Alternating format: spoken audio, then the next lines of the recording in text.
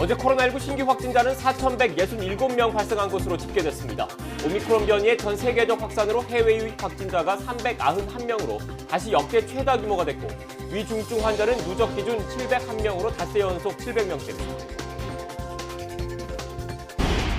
먹는 코로나19 치료제인 화이자의 팍스로비드 2만 1,000명분이 오늘 낮 인천공항을 통해 도착합니다. 정부는 내일부터 65세 이상 확진자와 면역 저하자를 대상으로 우선 처방 투약할 계획입니다. 광주 신축 아파트 외벽 붕괴 사고 현장에서 실종자 6명에 대한 수색 작업이 재개됐습니다. 이용섭 광주시장은 수색 작업과 추가 붕괴를 막는 데 주력하겠다며 앞으로 광주시 추진 사업에서 현대산업개발을 배제하는 방안을 검토하겠다고 밝혔습니다. 2,220억 원대 회사 돈을 횡령한 혐의를 받는 오스템 임플란트 직원이 1조 2천억 원대 주식 거래를 했고 NC소프트에서만 500억 원의 손실을 본 것으로 드러났습니다. 경찰은 공범 여부를 파악하는 데 수사력을 모으고 있습니다. 더불어민주당 이재명 대선 후보 변호사비 대납 의혹 제보자 사망과 국민의힘 윤석열 대선 후보 부인 김건희 씨의 통화 녹음 공개를 둘러싸고 여야 공방이 거세지고 있습니다. 국민의힘은 통화 녹취 방송 금지 가처분 신청에 나섰습니다. 국민의당 안철수 대선 후보는 제보자 사망과 관련해 이재명 후보에게 조건 없는 특검을 받으라고 강조했습니다. 정의당 심상정 대선 후보는 모든 일정을 중단한 가운데 당 지도부가 향후 조치를 논의할 예정입니다. 시청자 여러분 안녕하십니까? 뉴스앤 이슈 시작합니다. 광주 신축공사 붕괴 사고 현장에서 연락이 끊긴 실종자 6명을 찾기 위한 수색 작업이 재개됐습니다. 작업 일지를 확보하기 위해 하청업체 사무실을 압수수색하는 등 경찰 수사도 진행되고 있습니다. 현장에 나가 있는 취재기자 연결합니다. 홍민기 기자. 네, 광주 화정동 붕괴 사고 현장에 나와 있습니다. 네, 수색 작업이 다시 시작됐다고요? 네, 그렇습니다. 광주 화정동 붕괴 사고가 일어난 지 사흘째를 맞았는데요. 어제 저녁 중단됐던 수색 작업은 오늘 아침 9시 반쯤 다시 시작됐습니다. 건물 안에서 연락이 끊긴 작업자 6명은 아직도 여전히 소식이 없는 상황입니다. 수색 이틀째인 어제 수색기원이 무너진 건물 26층부터 28층 부분에서 특정 장소를 맴도는 특이 반응을 보이기도 했는데요. 다만 22층부터 38층 일부가 겹겹이 주저앉으면서 생긴 낭떠러지로 구조대가 직접 접근해서 생존자를 확인하지는 못했습니다. 오늘은 구조대가 음향탐지기와 열 화상 카메라 등 장비로 이 부분을 집중적으로 수색할 계획입니다. 또 실종자가 작업한 곳과 추락했을 가능성이 큰 곳을 위주로 무인 굴착기도 투입됩니다. 건물 외벽에 덮개를 설치해 잔재물이 떨어지지 않게 하는 작업도 진행되는데요. 그동안은 콘크리트 조각 등 잔재물이 떨어질 위험 때문에 구조대가 아파트 지상 1층을 수색하지 못했는데 가림막이 설치되면 수색의 속도가 더 붙을 것으로 보입니다. 추가 붕괴 위험이 있는 건물 옆 타워 크레인 일부를 해체하는 작업도 진행됩니다. 시공사인 현대산업개발은 이 크레인을 해체하기 위해 1,200톤 규모 대형 크레인을 전북 군산에서 이동시키고 있는데요. 현장에서도 아침 7시 50분부터 타워 크레인을 설치할 장소를 확보하기 위해 인력 50여 명이 투입됐습니다. 다만 워낙 크기가 큰 만큼 조립에도 시간이 걸려서 해체 작업은 17일이 되어서야 끝날 것으로 보입니다. 네, 홍민기 기자, 경찰 수사도 속도를 내고 있죠? 네, 그렇습니다. 광주경찰청은 어제 오후 광주 시내에 있는 하청업체 3곳을 압수수색했습니다. 이 과정에서 작업 일지 등 서류를 확보한 것으로 전해졌는데요. 콘크리트가 미처 마르기도 전에 무리하게 공사를 진행했다는 지적이 나온 만큼 안전조치 준수 여부 등을 분석할 것으로 보입니다. 경찰은 자료 분석이 끝나는 대로 관계자들도 불러 조사할 방침입니다. 앞서 경찰은 붕괴한 아파트의 현장 소장인 현대산업개발 소속 40대 A씨를 건축법 위반 혐의로 입건하기도 했습니다. 아직 시공사인 현대산업개발에 대한 압수수색은 이뤄지지 않은 상황입니다. 지금까지 광주 화정동 붕괴 사고 현장에서 YTN 홍민기입니다. 광주시가 외벽이 붕괴한 신축 아파트에 대해 재시공까지 검토하고 있다고 밝혔습니다. 이용섭 광주시장은 사고 3일째인 오늘 브리핑을 열고 현대산업개발에서 시공하고 있는 붕괴 신축 아파트에 대해 전문가들과 점검을 하고 안전이 확보되지 않으면 철거 후 재시공을 할 수도 있다고 설명했습니다. 또 신축 공사가 시작된 2019년 5월부터 날림먼지 같은 민원 336건이 접수됐고 이 가운데 27건의 과태료를 부과했다며 감독관청의 부실 여부에 대해 특별 감찰을 한다고 덧붙였습니다. 2,200억 원대 회사 돈을 횡령한 오스템 임플란트 직원 이모 씨가 주식을 사고 팔면서 거래한 액수가 1조 2천억 원에 달하는 것으로 YTN 취재 결과 확인됐습니다. 특히 지난해 11월 NC소프트에서 하루 4천억 원대 주식을 사들였는데 이후에 500억 원을 손해보고 되팔기도 했습니다. 취재기자 연결하겠습니다. 윤혜리 기자. 네, 사회 일부입니다. 네, 이 씨가 NC소프트에 거액을 투자한 사실이 확인됐다고요. 네, 그렇습니다. 이 씨는 지난해 11월 11일 NC소프트 주식 70만 주를 사들인 것으로 파악됐습니다. 당시 호재가 있어서 상한가를 칠 정도로 주가가 급등했는데요. 이 씨는 최소 4천억 원 이상을 들여 주식에 투자한 것으로 보입니다.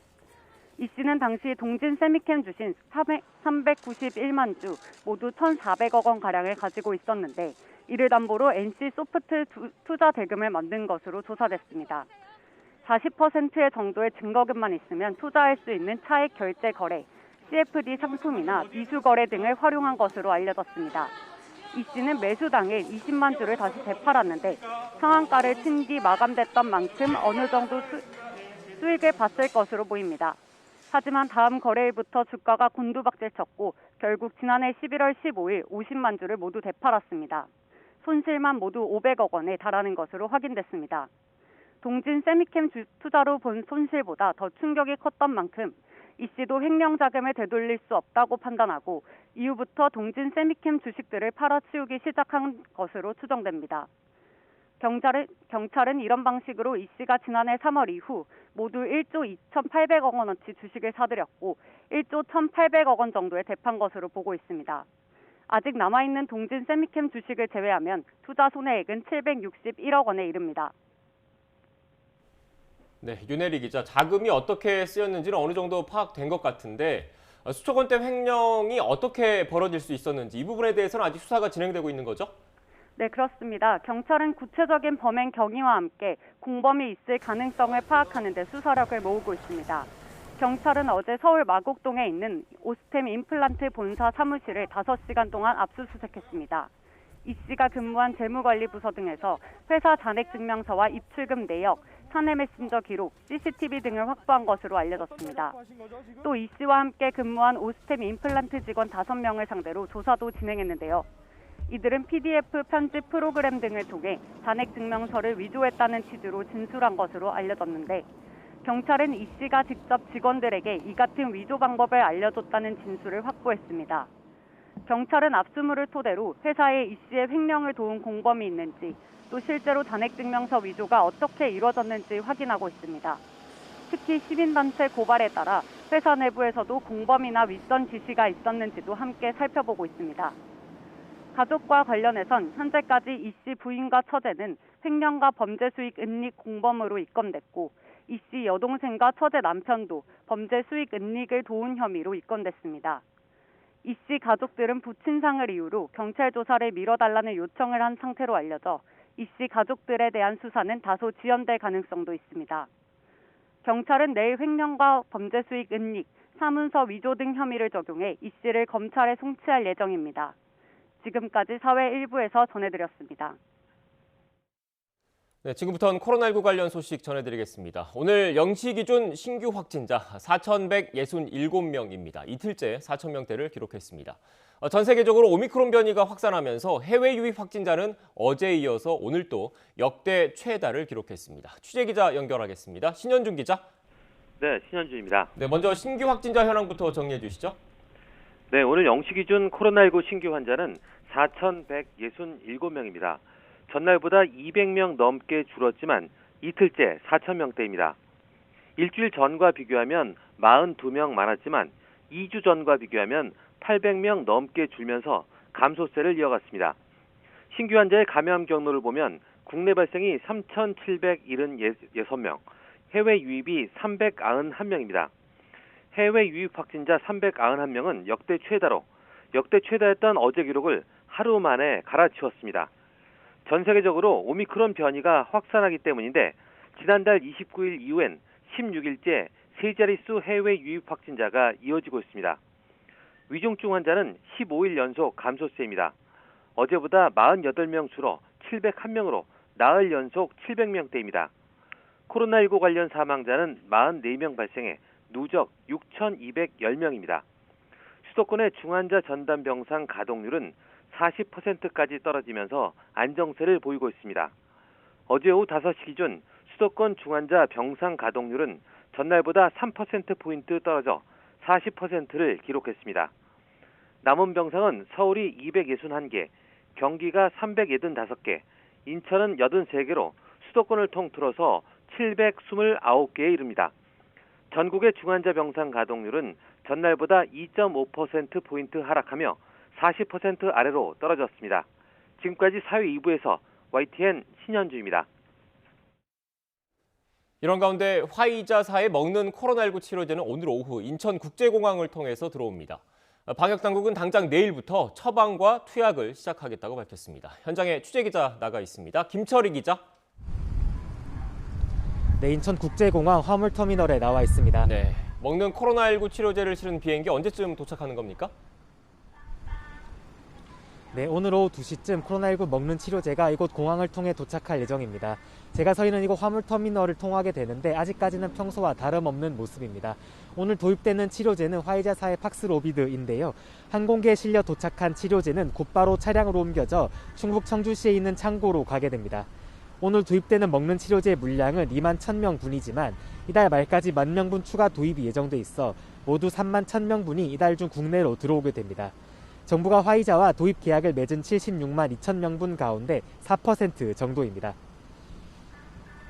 네, 그렇다면 약은 어떤 사람들이 처방받게 됩니까? 네, 방역당국은 65살 이상 확진자 가운데 증상이 나타난 지 5일 이내의 경증과 중등증 환자, 또 면역 저하자 가운데 재택치료를 받고 있거나 생활치료센터에 입소한 사람들을 중심으로 투약을 시작하겠다고 밝혔습니다. 처방한 약은 재택치료자의 경우 대리인이 약국에서 수령하거나 약국에서 직접 자택으로 배송할 수 있도록 했고요. 생활치료센터에 있다면 센터 내 의료진이 처방한 뒤 약을 줍니다. 먹는 치료제와 함께 복용하면 안 되는 약물의 개수는 23가지에 이르는데요. 여기에는 일부 고지혈증과 통풍, 우울제 치료제 성분도 포함되어 있습니다. 따라서 방역당국은 약국과 의료진의 투약 지도를 준수하고 재판매 등을 통한 복용은 피해달라고 당부했습니다.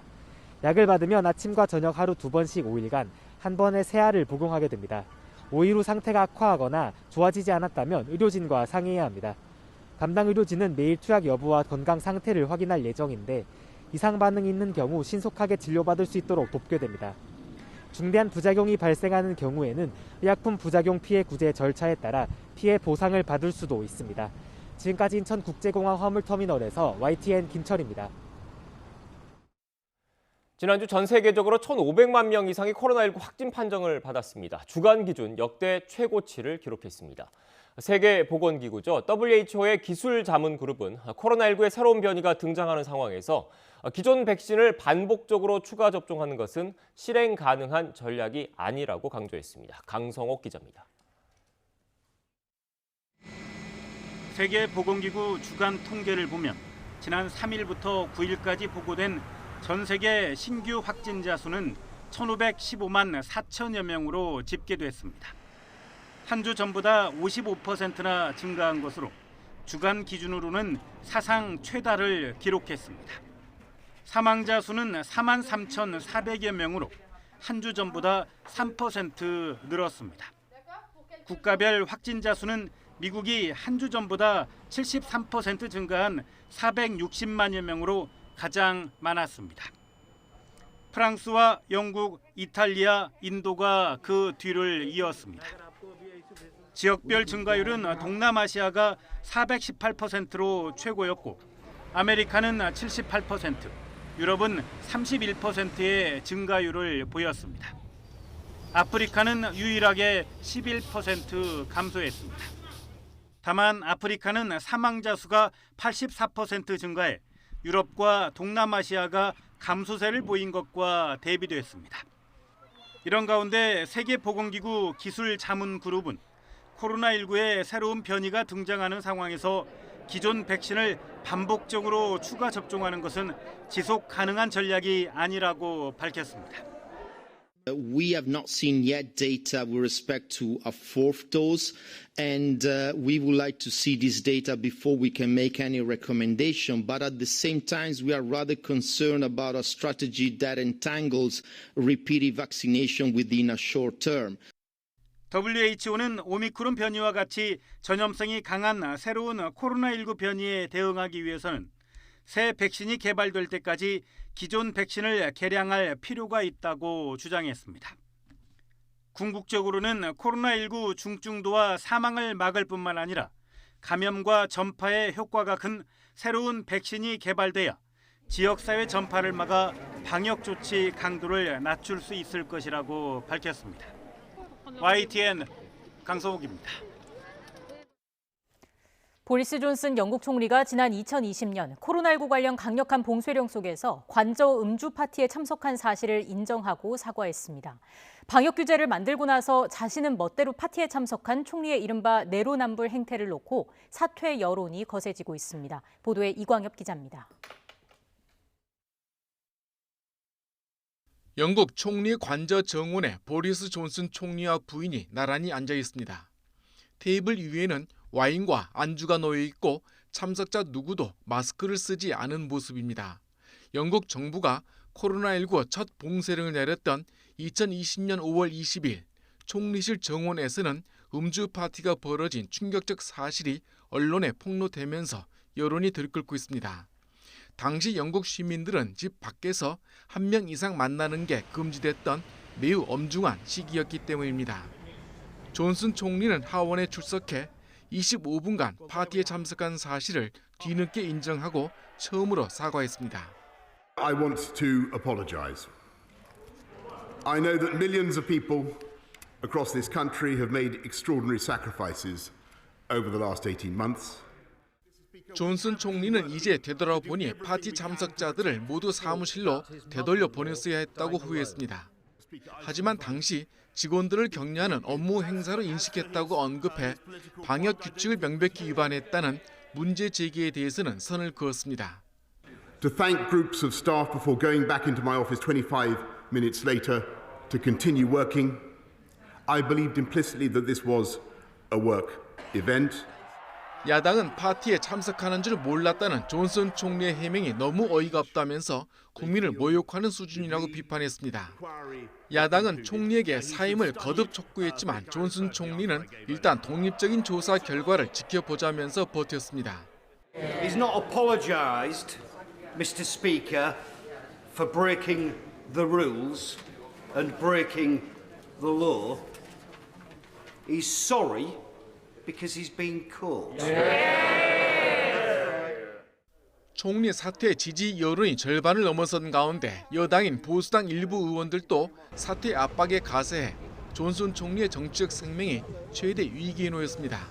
YTN 이광규입니다. 백신을 맞은 뒤 건강 이상이 우려되는 경우 보건소에서 방역 패스 예외 확인서를 받을 수 있습니다. 하지만 기준이 너무 까다로워서 예외를 인정받는 건 하늘의 별 따기라는 불만이 나옵니다. 황보혜경 기자가 보도합니다. 식당을 운영하는 43살 이양우 씨는 요즘 PCR 검사를 받는 게 일상입니다.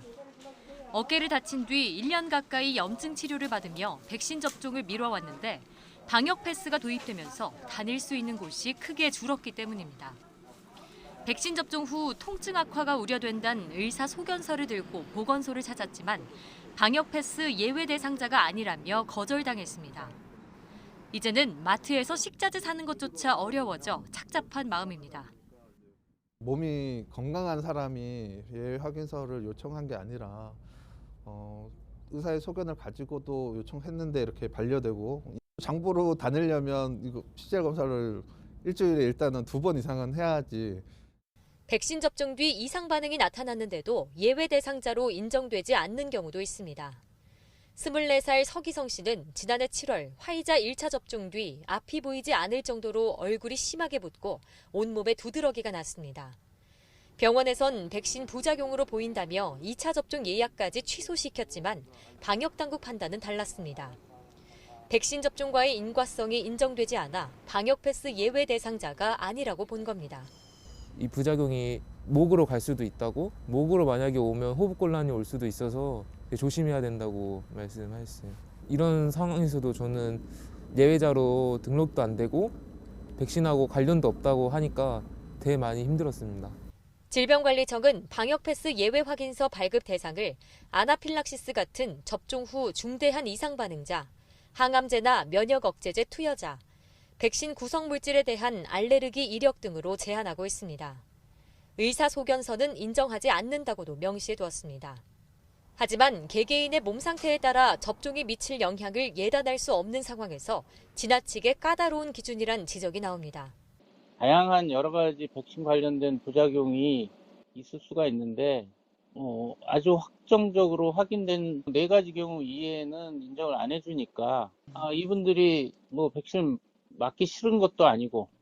반면 예외 대상자 범위를 넓힐 경우 감염 위험이 더욱 커질 수 있다는 목소리도 적지 않습니다. 물론 백신을 못 맞으신 분들의 입장을 이해는 합니다만 그만큼 감염 위험도는 높아진다 이렇게 보고 있고 향후에 오미크론이 더 확산을 하게 되면 더 위험성은 높아진다 이렇게는 보고 있습니다. 질병관리청은 현행 기준이 안전한 다중이용시설 이용을 위한 조치라면서도 백신 접종 연기 사유를 늘릴지 검토하고 있다고 밝혔습니다. YTN 황보혜경입니다.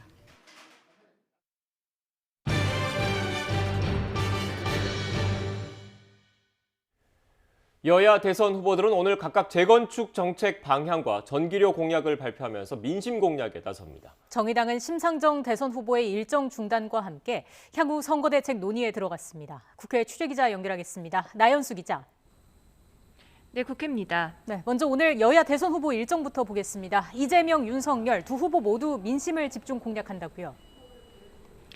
네, 더불어민주당 이재명 후보는 서울 노원구 상계동에 있는 노후 아파트를 찾아 재건축 관련 정책 간담회를 하고 있습니다. 주민들의 재건축 기준 완화 요구를 듣고 규제 개선 방안을 논의하는 자리인데요. 잠시 뒤 11시 20분쯤부터는 현장에서 주민들의 의견을 고려해 다듬은 부동산 정책을 발표할 예정입니다. 부동산 불로소득 혁파와 함께 실용적이고 유연한 정책 의지를 반영한 것으로 전해집니다. 국민의힘 윤석열 후보는 오전에 서울 프레스센터에서 열리는 정책 토론회에 참석했습니다. 차기 정부 국정 운영 방향에 대한 기조연설에서 내각제의 요소가 가미된 대통령 중심제라는 헌법 정신에 충실하게 정부를 운영하겠다고 밝혔습니다. 이어 오후에는 국민의힘 당사에서 전기료 관련 공약을 발표할 예정인데요. 선대위 관계자는 이념보다 합리, 정치보다 과학에 기반한 합리적이고 투명한 전기요금 산정으로 국민의 부담을 덜어드릴 공약을 준비했다고 밝혔습니다. 네, 나연수 기자, 어제 정치권에 2가지 이슈가 있었지 않습니까? 이재명 후보의 변호사비 대납 의혹 제보자가 숨진 채 발견됐고 또 윤석열 후보 배우자 김건희 씨 통화 녹음 공개도 예고돼서 관련한 여야 간 공방이 계속 이어지고 있죠? 네, 먼저 국민의힘은 이 후보 변호사비 대납 의혹 최초 제보자의 죽음을 간접살인으로 규정하고 있습니다. 국민의힘 권영세 선대본부장은 믿기 힘든 연쇄 사망 사건의 국민적 의혹과 분노가 극에 달하고 있다고 비판했습니다. 대장동 특검을 실현해 진실이 낱낱이 밝혀져야 한다며 국민의힘은 의문사 진상규명위원회를 설치해 끝까지 진실을 추적하겠다고 말했습니다. 김기현 원내대표 역시 고인에 대한 최소한의 예의는커녕 눈꽃만큼의 안타까움이나 진심도 느껴지지 않는다며 죽음에 대한 도의적 책임을 지라고 촉구했습니다. 더불어민주당은 고인의 죽음에 조의를 표하면서도 고인이 지난해 허위 주장으로 고발 조치됐다는 점을 거듭 언급하고 있습니다. 강훈식 의원은 YTN 라디오에서 간접살인이라는 단정적 표현은 명예훼손도 충분히 될 수 있고 공직선거법 위반 소지도 있다며 국민의힘 공세에 유감을 표했습니다. 다른 한편 국민의힘 윤석열 후보의 배우자 김건희 씨의 7시간 분량 통화 녹음 공개 파장을 두고도 정치권이 예의주시하고 있습니다. 국민의힘은 사적 통화를 몰래 녹음한 파일을 넘겨받아 방송 준비 중인 방송사를 상대로 오늘 오전 방송금지 가처분 신청서를 접수할 예정이라고 밝혔습니다. 이와 함께 이 같은 방송의 선거법 위반 여부에 대해서도 선관위에 유권 해석을 요청하기로 했습니다. 이슈 공방 와중에 여야는 오늘 후보들의 TV 토론을 위한 구체적인 실무 협상에 착수합니다. 앞서 어제 양당 협상 대표가 만나 토론에 적극적으로 임하기로 합의한 상태고요. 오늘 오후 3대3 실무 협상단이 만나 세부 사항을 논의할 예정입니다. 반면 국민의당 이태규 총괄선거대책본부장은 3자 구도를 인위적으로 양자 구도로 만드는 음모라며 양당 TV 토론 중단을 촉구하고 3자 토론을 제안했습니다. 자, 그리고 정의당 심상정 대선 후보는 어젯밤에 일정 전면 중단을 선언했는데 이후 정의당 상황은 어떻습니까? 네, 정의당 선거대책위원회는 어젯밤 심상정 후보가 현 선거 상황을 심각하게 받아들이며 이 시간 이후 모든 일정을 중단하고 숙고에 들어갔다고 알렸습니다. 심 후보는 어제 당의 공지 이후로 지금 이 시간까지 취재진의 연락에는 일절 답하지 않으며 사실상 칩거에 들어갔습니다. 정의당은 후보 사퇴나 단일화를 두고 고심하는 건 아니라며 지지율 정체가 이어지는 상황에서 변화에 대한 숙고에 들어간 차원이라는 입장입니다. 여영국 대표 등 당 지도부가 오늘 오전 심의원 보좌진 등을 만나 상황을 확인했고요.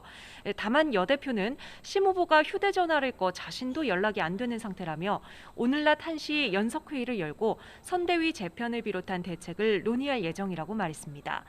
지지율 상승세를 이어가고 있는 국민의당 안철수 대선 후보는 오늘 밤 잇따라 지상파 방송에 출연할 예정입니다. 지금까지 국회에서 전해드렸습니다. 북한에 따른 탄도미사일 발사에 대해서 미국이 제재 카드를 꺼내들었습니다. 미국 재무부는 탄도미사일 프로그램 개발에 관여한 북한인 6명 등을 제재 대상에 올렸다고 발표했고 국무부도 모든 적절한 수단을 활용하겠다고 밝혔습니다. 김진호 기자의 보도입니다. 미 재무부 해외자산통제실은 북한 대량 살상 무기와 탄도미사일 프로그램 개발에 관여한 북한 국적 6명과 러시아인 1명, 러시아 단체 한 곳을 제재 대상에 올렸다고 발표했습니다. 특히 제재 대상에는 북한 국방과학원 소속이 다수 포함됐습니다. 국방과학원은 북한의 국방 관련 연구와 첨단 무기 개발을 주도하는 핵심 기관으로 한국의 국방과학연구소와 비슷한 역할을 하고 있습니다. 지난 5일과 11일 탄도미사일 시험 발사 역시 국방과학원이 주관했습니다. 재무부의 제재 대상에 오르면 미국 내에 있는 자산이 동결되고 이들과 거래하는 것이 금지됩니다. 북한과의 대화에 방점을 찍어왔던 바이든 행정부가 북한의 연이은 미사일 발사에 처음으로 제재를 가하며 대응 수준을 끌어올린 겁니다. We continue to enact measures that put constraints on these WMD and ballistic missile programs that hold proliferators and other bad actors. 프라이스 국무부 대변인은 유엔과 미국의 대북 제재가 계속될 것이라며 모든 회원국의 제재 이행을 촉구했습니다. 토니 블링컨 국무장관도 별도 성명을 내고 이번 제재가 북한에 대한 경고 조치임을 분명히 했습니다. 다만 대북 대화와 외교 모색에 전념하겠다는 점도 강조했습니다. 북한과 미국이 대화의 실마리를 찾지 못하고 있는 가운데 바이든 정부의 첫 대북 제재가 북미 관계에 어떤 영향을 미칠지 주목됩니다. YTN 김진호입니다.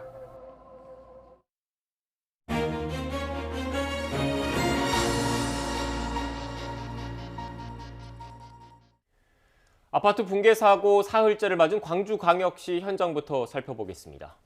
관련 경찰 수사는 본격적으로 진행되는 모습입니다. 네, 사고 원인 규명을 재촉하는 가운데 거센 후폭풍도 예고되고 있습니다. 이용혁 건국대 경찰학과 교수와 함께 관련 내용 자세히 짚어보겠습니다. 어서 오십시오. 네, 안녕하십니까. 네, 안녕하세요. 교수님, 먼저 연락이 끊긴 6분의 구조 작업이 가장 지금 이 시점에 급선무인데 현재 어떻게 진행되고 있습니까?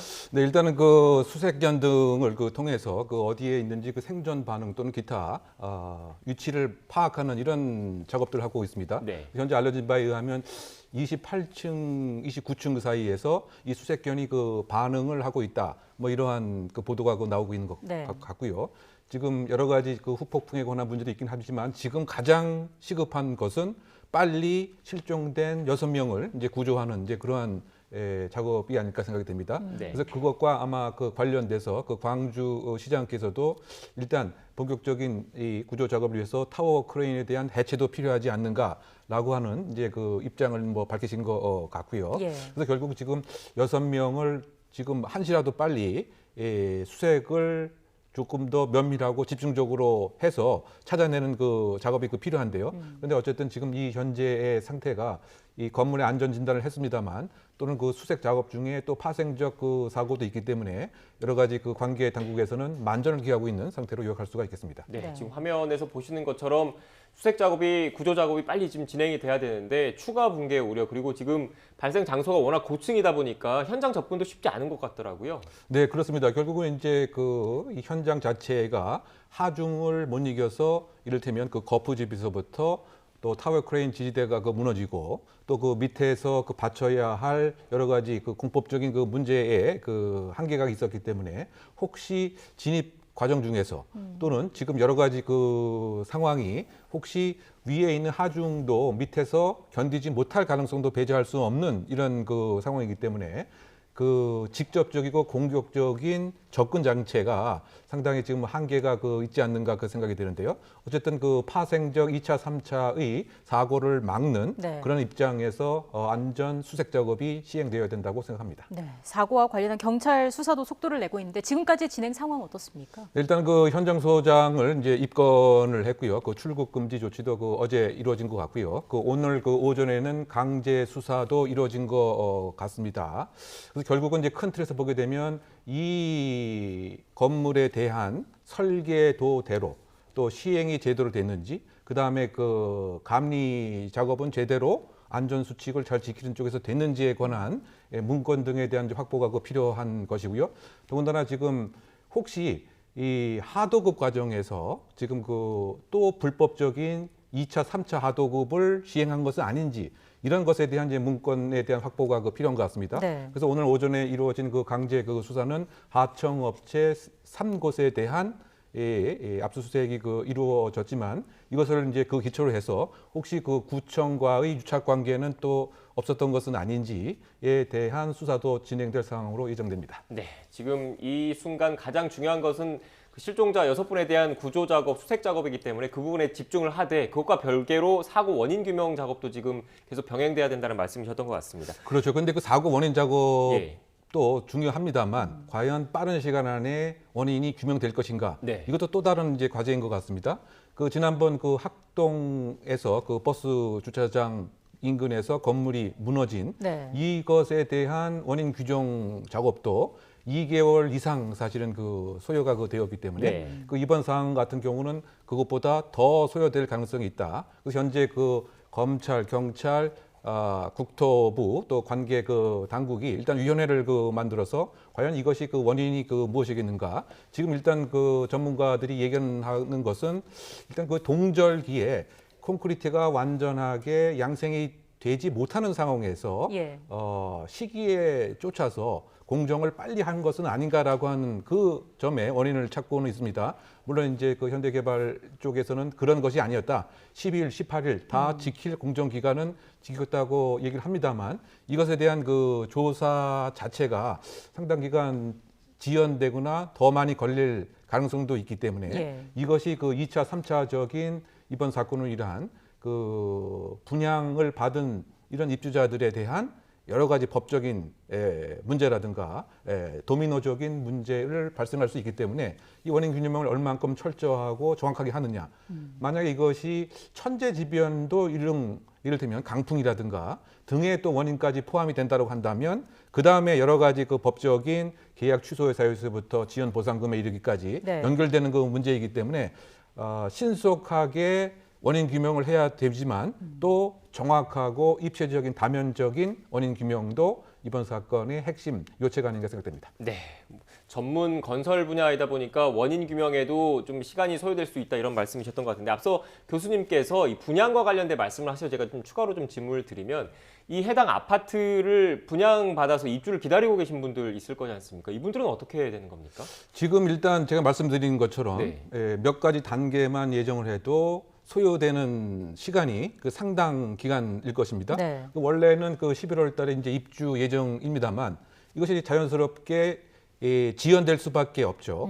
그러면은 입주 스케줄도 있고요. 여기에 이미 지불한 중도금이라든가 계약금이라든가 그러면 이것에 대한 지연 보상을 해야 되는 이런 문제가 생깁니다. 네. 그래서 일반적인 그 원칙은 지금 지불했던 중도금, 계약금 그리고 지연된 일수 곱하기 업계 그 관행인 지연 이자율 18%를 곱해서 그만큼을 이제 그 보상을 하게 되는 이러한 이제 절차가 이제 있고요.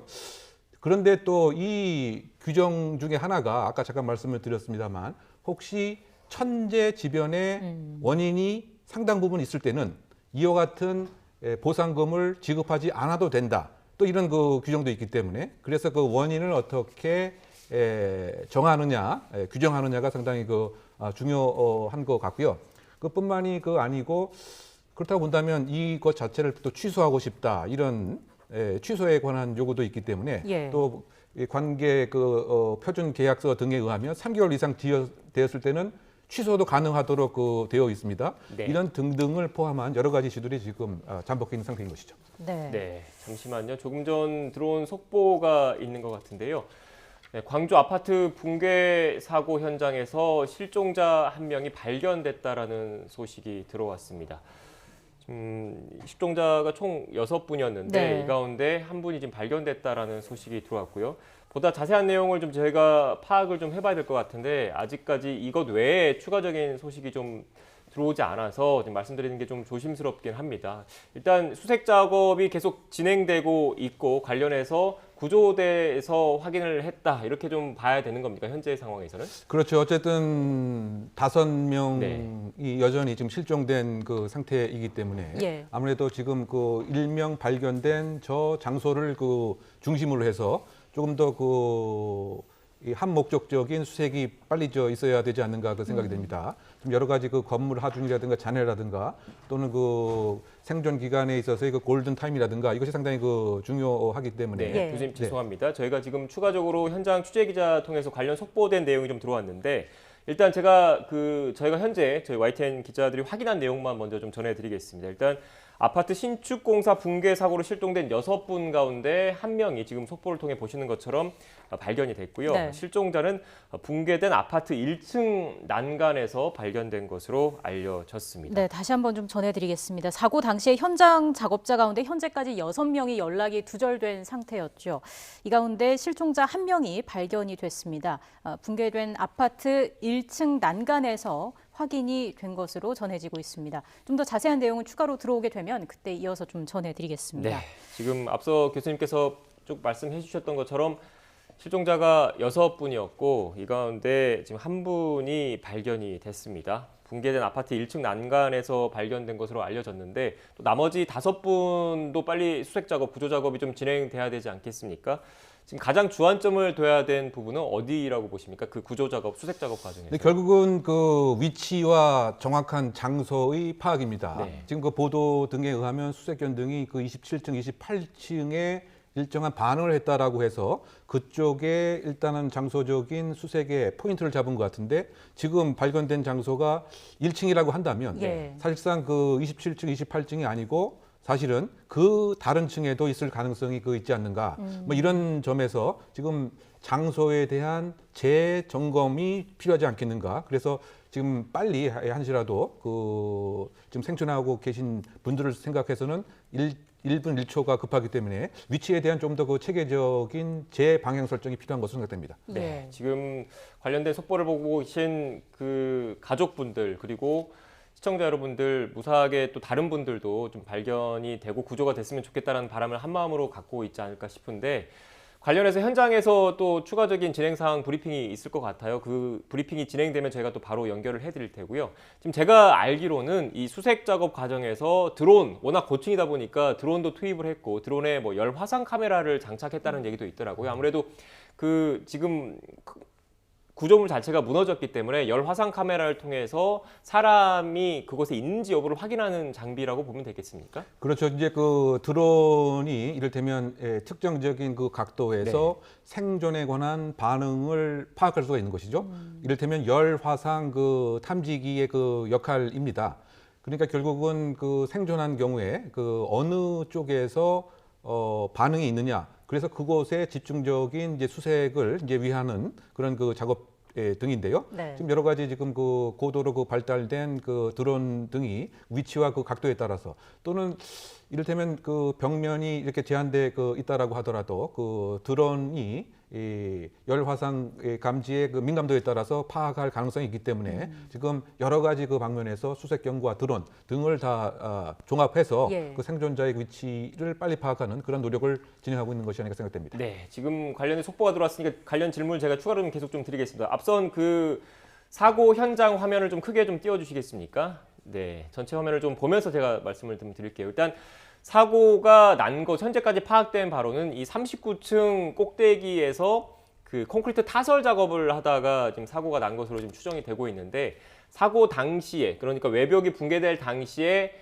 그 실종자분들 같은 경우에는 그 아래층 부분에서 좀 작업을 하고 계셨던 것으로 현재까지 파악이 좀 되고 있습니다. 그런데 지금 이 실종자 한 분이 아파트 1층 난간에서 실종이 됐기 때문에 현재까지 저희가 파악한 바로는 그동안의 수색 작업이 이루어진 고층부 작업이 이루어진 곳에서 수색 작업이 주로 이루어진 것으로 지금 알려지고 있는데, 지금 1층에서 실종자분이 발견됐기 때문에 이 부분에 대해서도 좀 중점적으로 그 구조 작업 그리고 수색 작업이 진행될 필요성도 있다고 봐야 되겠습니까? 네, 저도 이제 그런 생각이 듭니다. 네. 지금 6명이 실종됐다라고 보도와 추정을 했습니다만 네. 혹시 6명이 아니고 그 이상의 가능성을 배제할 수는 없는 것이 아닌가 이런 생각을 해볼 수 있을 것 같습니다. 네. 지금 그 위에 작업 가까운 층이 아니고 이를테면 다른 작업 또는 출입을 하는 그 과정에서 건물이 그 도미노식으로 이렇게 그 내려앉았기 때문에 미처 탈출하지 못한 1층 또는 뭐 2층 등에 있는 그 근로자들이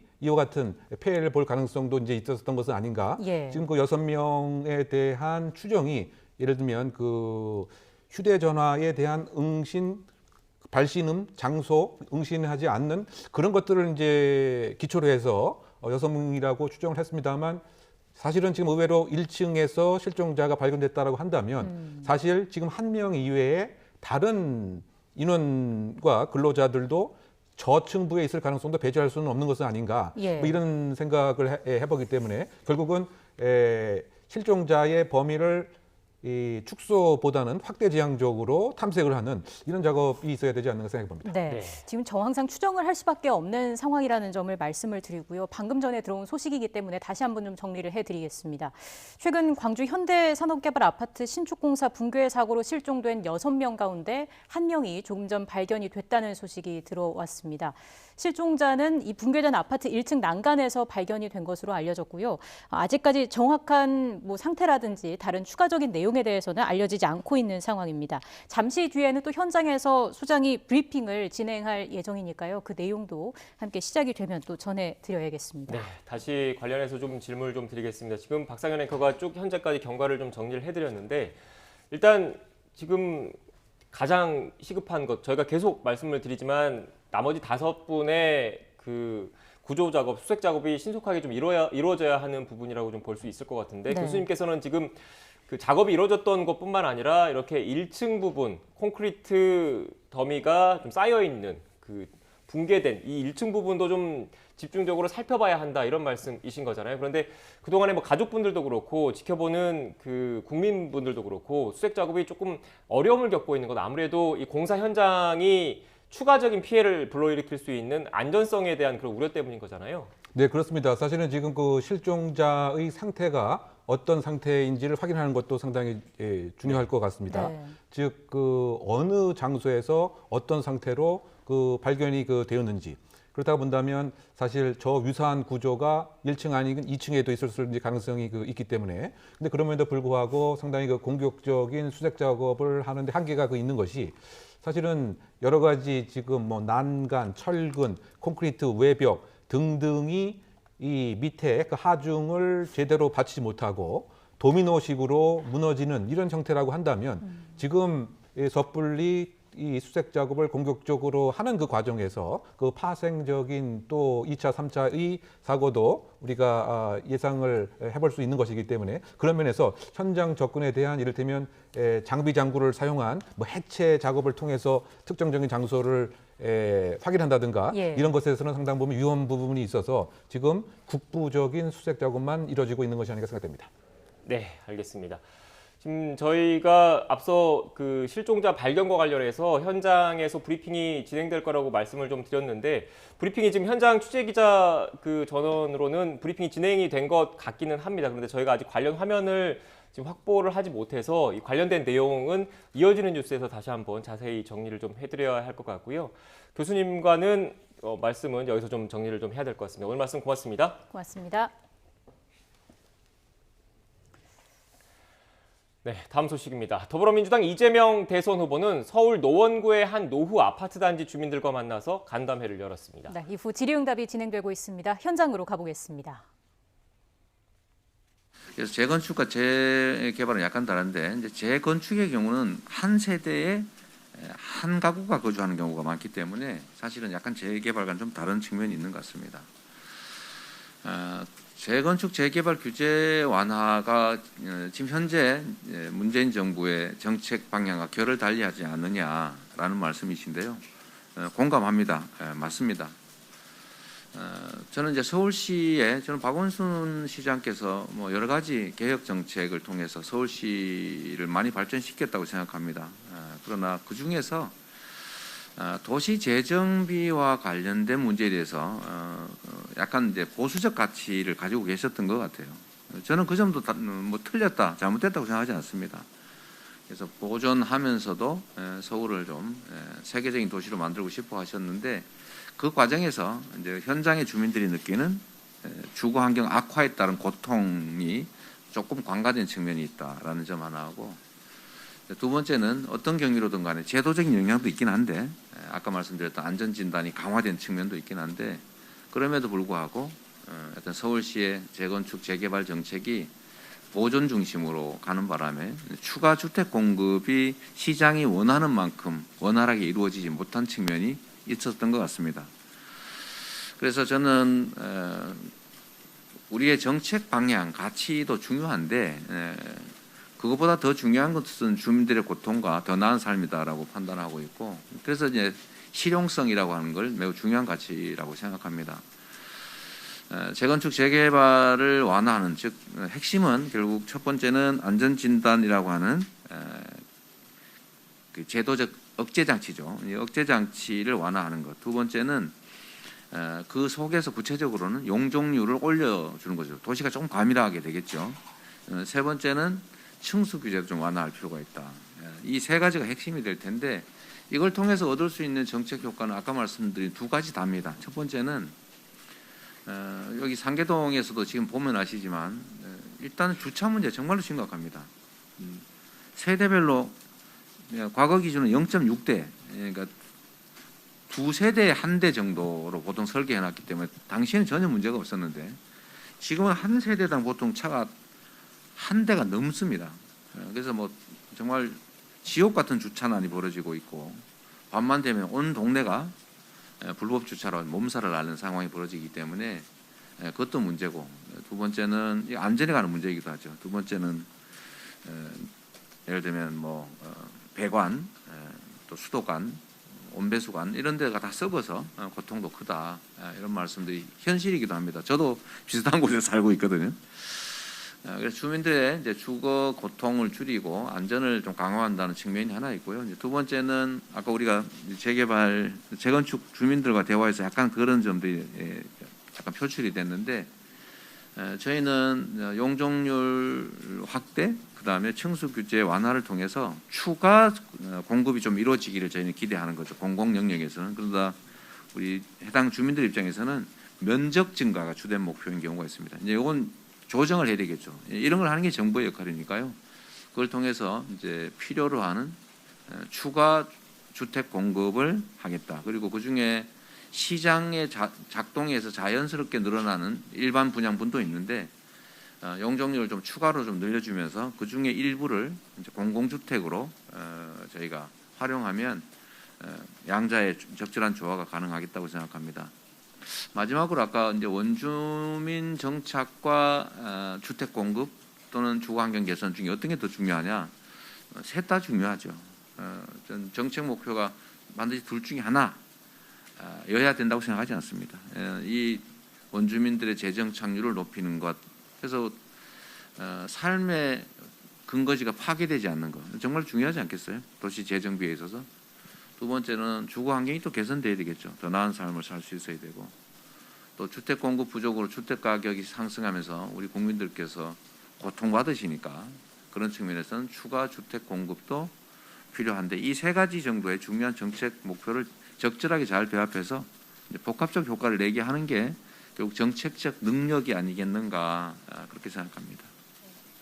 다음 질문 받겠습니다. 네, 네, 기자님.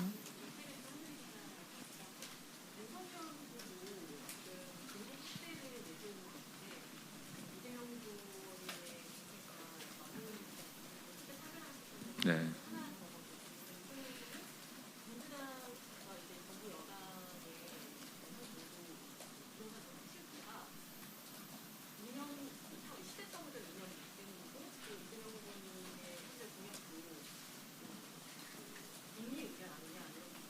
뭐 현재 공약이 어떻다고요? 아, 네, 네. 네. 네. 짧게 안 할게요. 더 길게 얘기하고 싶은데. 자, 이게 원래 아는 만큼 보이는 겁니다. 그리고 자기가 본 자기의 눈으로 세상을 보죠. 그래서 우리 무학대사가 그렇게 말씀하셨어요.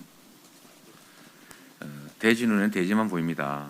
저는 우리 왕께서 부처로 보입니다. 이렇게 말씀하셨죠. 정책이라고 하는 것은 그야말로 계획이기 때문에 선거 막바지에 가면 거의 비슷해집니다. 그래서 제가 그 말씀을 드리는 거죠. 정책에는 저작권이 없다. 당연히 그래 해야 됩니다.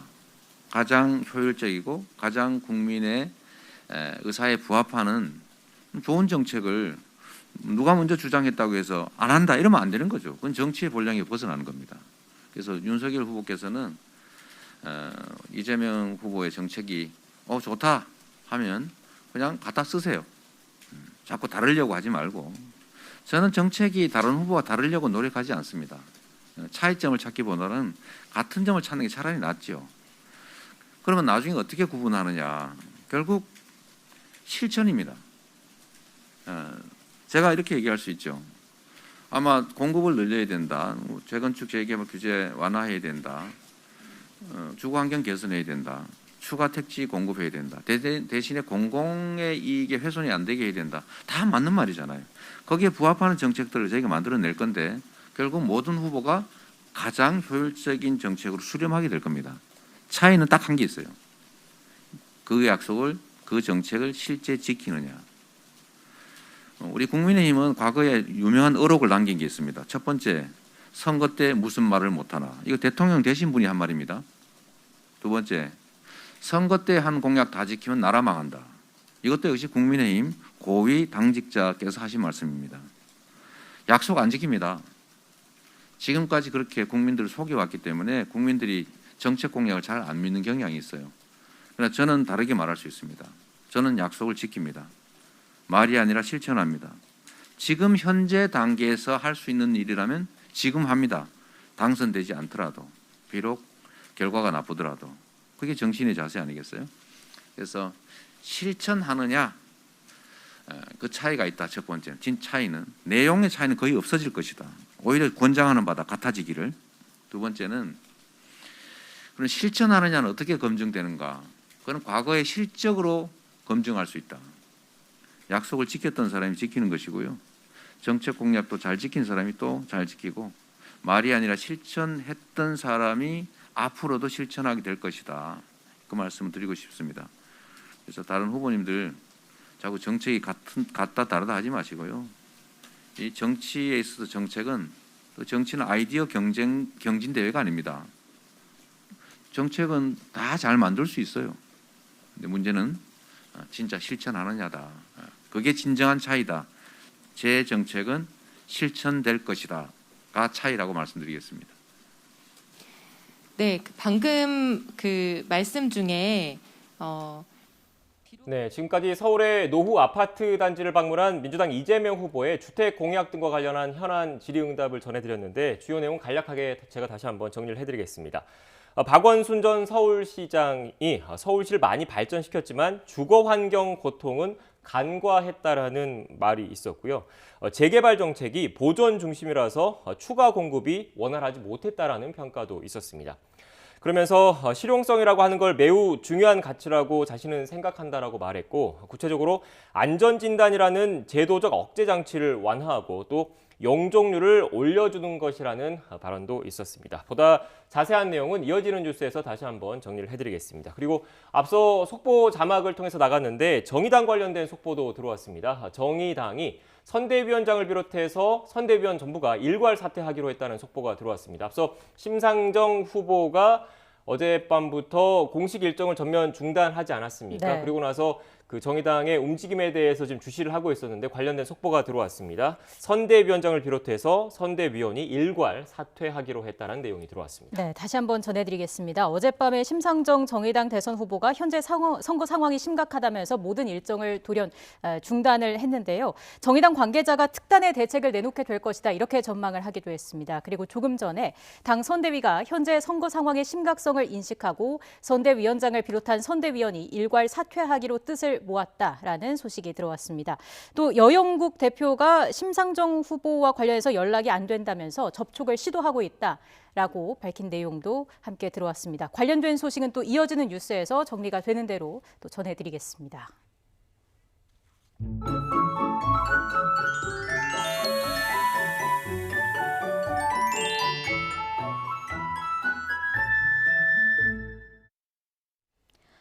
오늘도 강추위가 기승을 부리고 있습니다. 오늘 서울 낮 기온 영하 4도로 어제보다 조금 낮겠는데요. 칼바람이 불면서 실제 체감하는 온도는 영하 10도를 밑돌며 춥겠습니다. 한파 속 건강관리 잘해주시기 바랍니다. 현재 서울 하늘에는 맑게 드러나 있지만 서해안과 제주도는 지형적인 영향으로 눈이 내리고 있습니다. 이 지역에는 5cm 안팎의 눈이 내리면서 대설주의보가 내려진 상태인데요. 오늘 밤까지 호남 서해안과 제주 산간에 최고 8cm, 그 밖에 호남 내륙과 제주도에도 최고 5cm의 눈이 내려 쌓이겠습니다. 빙판길 미끄럼 사고에 각별히 유의하시기 바랍니다. 한편 눈 소식이 없는 동해안을 중심으로는 연일 건조특보가 발효 중이고 대형 산불 주의보도 내려져 있습니다. 불씨 관리 잘해주셔야겠습니다. 오늘 낮에도 찬바람이 불며 종일 춥겠습니다. 서울 낮 기온 영하 4도, 청주 영하 2도, 부산 4도가 예상됩니다. 영하 10도 안팎의 한파는 내일 잠시 주춤하겠습니다. 하지만 주말 밤부터 휴일 오전까지는 중서부 지방에 눈이 오겠고 휴일 오후부터는 다시 날이 추워질 것으로 보입니다. 날씨였습니다. 뉴스앤이슈 2부는 정치권 소식으로 문을 열겠습니다. 저희는 잠시 뒤에 뵙겠습니다.